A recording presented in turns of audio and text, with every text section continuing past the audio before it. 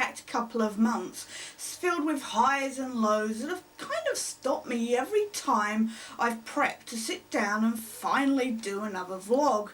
That's not really much of an excuse, but believe me when I say I've been meaning to get round to this.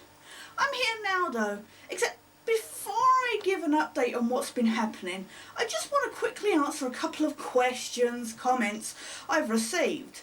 First off, yes, I am a heterosexual female. You don't need to adjust your monitor or speakers, so please stop asking.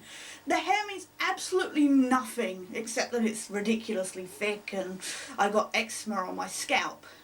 Secondly, to the person who kindly informed me I'm boring, I know I am, and I apologise for that. When I set out to do these instalments, I had intended on scripting concise reviews, etc. But I've just not had a chance to sit down and focus enough to do that. Or when I have, it's been weeks since I saw the movie or whatever. And that's why I end up giving a scrawling ramble of my thoughts. I promise though, I am trying to get things sorted enough to start editing together proper reviews. As to what's been happening on here, first off, good news, Scully, rather unexpectedly, kind of in her own time, gave birth to 4 bouncing kittens. Quite scarily, we almost lost one.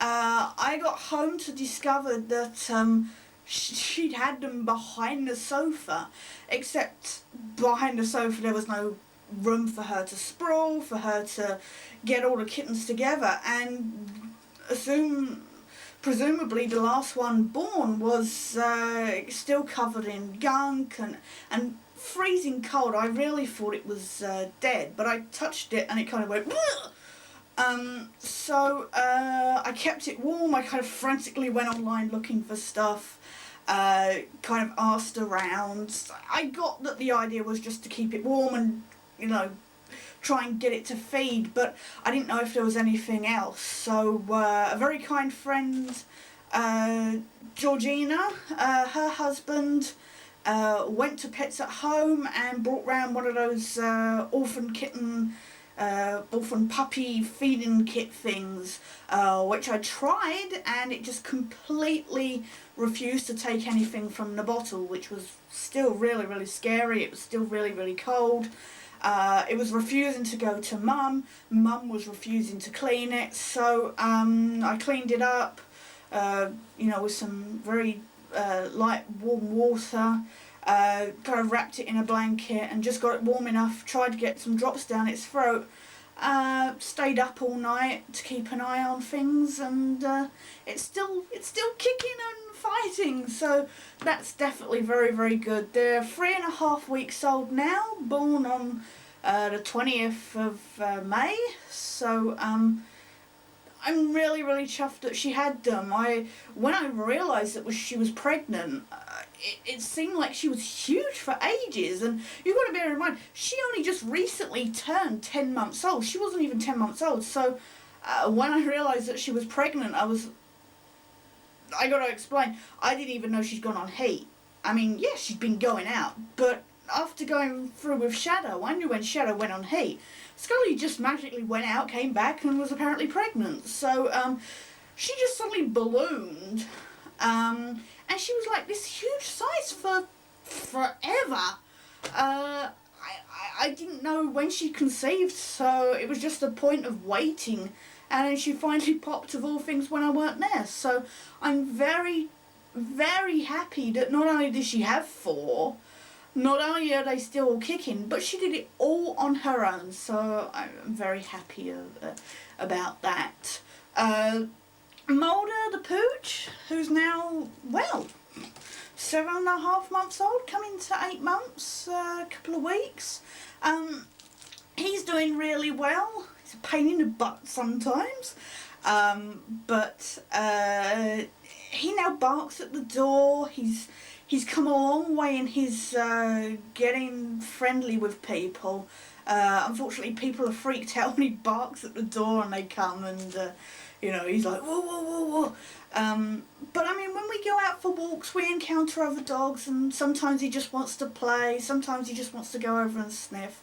and it's a massive, massive difference to how he was when I first got him. So that's great. Other stuff that's been going on, I finally got back on track with the, some of you may have noticed, the X-Files game review. I got the next part up. To explain, basically, the way I record the footage is I literally connect up my PlayStation 3 to my DVD recorder and just record it that way as I'm playing. The problem is I don't know if this is my version, and I'll explain it more on the review. I don't know if it's my copy because it's really, really, really old, or if I need to get if it's just a general bug with this particular game. But because it's a PlayStation 1 game, when you put it on the PlayStation 2 or the PlayStation 3, the icons and the cursors, they come up as these like contorted, you can't properly see them. So you have to kind of go by what's written underneath them. So to anybody watching and wondering why that is the case, that is just the thing. Like I say, I don't know if it's a bug on my copy or if it's just an issue with the upgraded system and problems reading the old disc. But I'm so happy to have finally got another part out, because I've been working my guts out trying to edit things together, replaying the game, re-recording all my bits, you know, like I say, are not scripted, so I have no idea what I was joking about the first time I recorded it. So I'm hoping that they'll finally come back out on a regular, much more regular than when I do the vlogs.